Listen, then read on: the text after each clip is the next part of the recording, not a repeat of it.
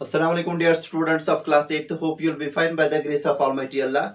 Dear students, last वाले video lecture में हमने एक अलजेब्रिक फार्मूला आपको डिराइव करके दी थी जिससे हम किसी भी जनरल ट्रेपेजियम का एरिया निकाल सकते हैं, provided that we know the length of it is parallel sides and the distance between the parallel sides, and the formula was like this: area of trapezium is equal to 1/2 of sum of parallel sides multiplied by height. I mean to say that 1/2 of a plus b multiplied by h, where a and b are actually the length of its parallel sides and h is the distance between the parallel sides. ये formula आपको किसी भी trapezium का area निकाल के दे देगी. ठीक है, चले आज वाले वीडियो लेक्चर में हमें डिस्कस क्या करना है. हमें फिर से एक अलजेब्रिक फार्मूला यहाँ पे डिराइव करनी है जिससे हम अपने रोम्बस का एरिया कैलकुलेट कर सकते हैं. रोम्बस के एरिया से आपका मतलब क्या है सर? रोम्बस के पेरीमीटर के अंदर अंदर जो सरफेस का वैल्यू आएगा वही रोम्बस का एरिया कहलाएगा. ठीक है, अब पहले तो हम जाएंगे बेटा डेफिनेशन ऑफ रोम्बस में. रोम्बस को हम directly, because it is a special being special type of quadrilateral, we can define the rhombus from the quadrilateral. Also we can define it from the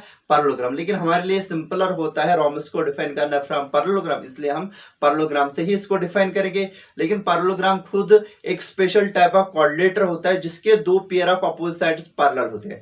ऐसा कोई भी क्वाड्रिलेटर जिसके two pairs of it is opposite sides parallel होते हैं उसको बोला जाता है बेटा पैरेललोग्राम. ट्रेपेजियम के केस में वो स्पेशल टाइप ऑफ क्वाड्रिलेटर होता है ट्रेपेजियम जिसमें एक pair of opposite sides parallel होगा. ठीक है, लेकिन पैरेललोग्राम के केस में दोनों pair of opposite sides parallel होने चाहिए. अब जो हमारे पास में रोम्बस है, it is special type of parallelogram जिसके दो एडजेसेंट साइड्स इक्वल होते हैं. It is special type of parallelogram which is having two of it is adjacent sides equal in length. देखिए बेटा, हमने यहाँ पे पैरेललोग्राम का एक मॉडल बनाया, यहाँ पे पैरेललोग्राम को ड्रा किया है. A B C D is a parallelogram, but इसको रोम्बस बनाने के लिए इसके दो एडजेसेंट साइड्स इक्वल होने चाहिए. चलिए मान लेते हैं ए बी साइड और ए डी साइड इसका बराबर है. ऑलरेडी से पैरेललोग्राम के अपोजिट साइड्स इक्वल होते हैं. ए बी डी सी के बराबर होगा और एडी किसके बराबर होगा? बीसी के बराबर. अभी मैंने बताया ये पैरेललोग्राम तब जाके रोम्बस बनेगा जब ए बी साइड और एडी साइड इसका बराबर होगा, but already A B DC के बराबर, ए डी बीसी के बराबर, इसका मतलब रोम्बस में सभी साइड्स इक्वल इन लेंथ होती है. ऑलरेडी हमने एक प्रॉपर्टी पढ़ाई थी आपको बेटा विंटर्स में. हमने आपको बताया था पैरेललोग्राम की जो बेटा डायगोनल्स होती है ना वो बाइसेक्ट करती है एक दूसरे को at the point of intersection. Point of intersection diagonals का मिड पॉइंट होता है. तो यहाँ पे भी होगा ना, O will be the mid point of AC diagonal as well as BD diagonal. Because rhombus अगर ये है तो ये तो पैरेललोग्राम ही है. जितनी भी प्रॉपर्टीज हमारे यहाँ पैरेललोग्राम में है और सभी के सभी प्रॉपर्टीज इस रोम्बस में बेटा ऑलरेडी से फॉलो हो जाएगी. ठीक, लेकिन जो डायगोनल्स ऑफ रोम्बस, एक तो वो बाइसेक्ट करती है. Rhombus being a special type of parallelogram is having all the properties which are being possessed by the parallelogram. It means that diagonals of rhombus will definitely bisect each other. लेकिन जो diagonals हमारे पास में rhombus की होती है उनका एक और कैरेक्टरिस्टिक होता है, diagonals of the rhombus are perpendicular bisector of each other. यानी कि जो पॉइंट ऑफ इंटरसेक्शन होता है इन डायगोनल्स का वहां पे 490 डिग्री एंगल होते हैं. यानी कि AC is perpendicular to BD at the point of intersection, that's point O. इसका मतलब ये जो OB होगा it will be perpendicular to AC और ये जो OD होगा it will be also perpendicular to AC. तो यहाँ पे अपने इस रोम्बस का एरिया निकालने के लिए हम यहाँ पे एक मेथड इस्तेमाल करेंगे जिसको बोला जाता है मेथड ऑफ ट्रायंगुलेशन.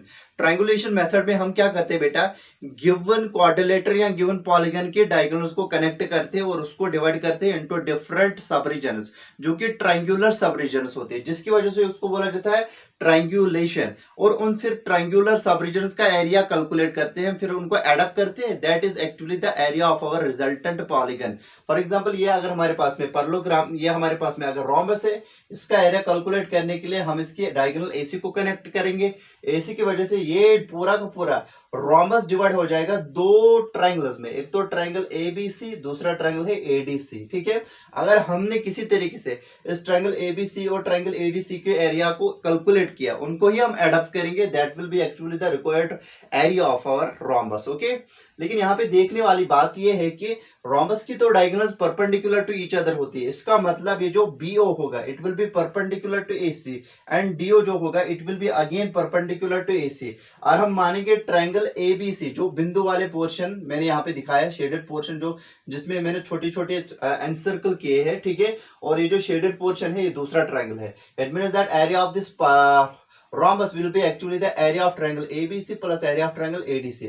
हमारे लिए हमारे पास में एक वेल नोन फॉर्मूला है to calculate the area of any triangle, that's 1/2 of base into altitude. If we know the base and if we know the length of the altitude of any triangle, we can apply the formula, that's 1/2 of base into altitude. Okay, we can find out the area of the given triangle. अगर हम इस triangle ABC की base मानेंगे AC, तो altitude इसके opposite vertex से डाला जाएगा, यानी कि BO ही तो अल्टीट्यूड है. और खासियत क्या है BO की? BO is actually perpendicular to AC, because अभी हमने बताया था डायगोनल्स रोम्बस की बाइसेक्ट करती है perpendicularly at the point of intersection at point O. ये जो AC और BD चार राइट एंगल्स बनाएंगे ना, इसका मतलब BO will be perpendicular to AC. तो इसका मतलब ट्रायंगल ABC का एरिया हमारे लिए सिंपल निकालना है, दैट इज 1/2 ऑफ AC, यानी क्या 1/2 ऑफ बेस इनटू अल्टीट्यूड का मतलब BO. इसी तरीके से ट्रायंगल ADC को अगर हम ऑब्जर्व करेंगे, अगर हम उसकी बेस फिर से ले लेंगे AC, और इस वक्त अल्टीट्यूड यानी कि परपेंडिकुलर जो होगा ना मेरा हमारे पास में, वो OD होगा, because OD is already perpendicular to AC, being diagonals of rhombus being perpendicular to each other, it means that DO will be perpendicular to AC. I mean to say that area of triangle ADC हम calculate कर सकते हैं by means of the formula 1/2 of base into altitude, where we take the length of base AC and altitude की जो length होगी वो OD हम ले लेंगे. तो इस तरीके से दोनों एरियाज को, दोनों ट्रायंगल्स के एरियाज को एड अप करेंगे and we will get the required area of the rhombus. ठीक है, चले देखते हैं. हम यहाँ पे क्या करेंगे बेटा, हम लिखेंगे sinus diagonals of rhombus are perpendicular bisector of each other, so BD will be perpendicular to AC. So BD will be perpendicular to AC at O,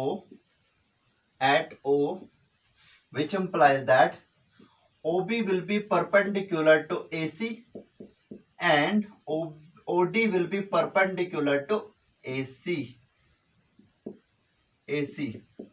यानी कि OB भी परपेंडिकुलर AC को होगा और OD भी परपेंडिकुलर AC को होगा. Clearly, area of rhombus ABCD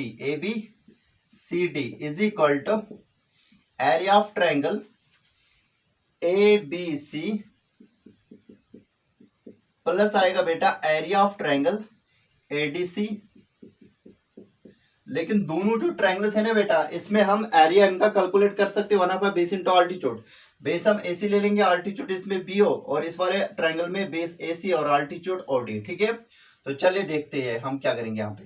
यानी कि area of first triangle that is ABC, वो किसके बराबर आएगा 1/2 of base AC multiple bye altitude that is OB, और फिर क्या करेंगे प्लस 1/2 ऑफ बेस का मतलब AC और मल्टीपल में करेंगे अल्टीट्यूड की लेंथ जो कि यहाँ पे OD है बेटा. तो हम क्या करेंगे यहाँ पे हाफ ऑफ AC हम कॉमन निकालेंगे, हाफ ऑफ AC हमने कॉमन निकाला, और उसके बाद में अंदर क्या रहेगा, हाफ ऑफ AC यहाँ पे कॉमन निकाला तो यहाँ पे रहेगा बेटा OB, और फिर हाफ ऑफ AC यहाँ से भी कॉमन निकाला तो वहां पे रहेगा क्या बेटा OD रहेगा. तो हमारे पास में रिजल्टेंट एक्सप्रेशन का वैल्यू क्या आएगा, half of AC multiple by OB plus OD, वो तो बेटा BD है, दूसरी डायगोनल है दैट इज BD. हम इसको लिख सकते हैं half of AC multiple by BD. लेकिन अगर आप देखोगे बेटा ये जो AC है ना बेटा, it is the first diagonal of our given rhombus, और हम डायगोनल AC को रिप्रेजेंट करेंगे D1, यानी कि D1 will actually represent the length of it is diagonal AC and BD जो इसकी दूसरी डायगोनल है बेटा, उसकी लेंथ को हम D2 से रिप्रेजेंट करेंगे. तो हमारे पास में जो एरिया आएगा रोम्बस का that will B 1/2 of D1 into D2. I mean to say that the algebraic formula of calculating the area of rhombus ABCD will be actually given by the formula that is 1/2 of D1 into D2. And if you know the length of the diagonals of the given rhombus, you can calculate its area simply by means of this very algebraic expression, that is 1/2 of D1 into D2, all by means of this very algebraic technique. यानी कि हमने यहाँ पे देखा area of trapezium 1/2 of sum of parallel sides into corresponding height between the parallel sides के बराबर होता है. और जो हमारे पास में अल्जेब्रिक फार्मूला है, for calculating the area of rhombus that is 1/2 of d1 into d2। उम्मीद है कि ये चीज आपको समझ में आई होगी। तो इन डेरिवेशंस को अच्छे से आप करना, because from examination point of view से ये बहुत ही इंपॉर्टेंट होगी। कुछ ना कुछ आपको एग्जाम में कुछ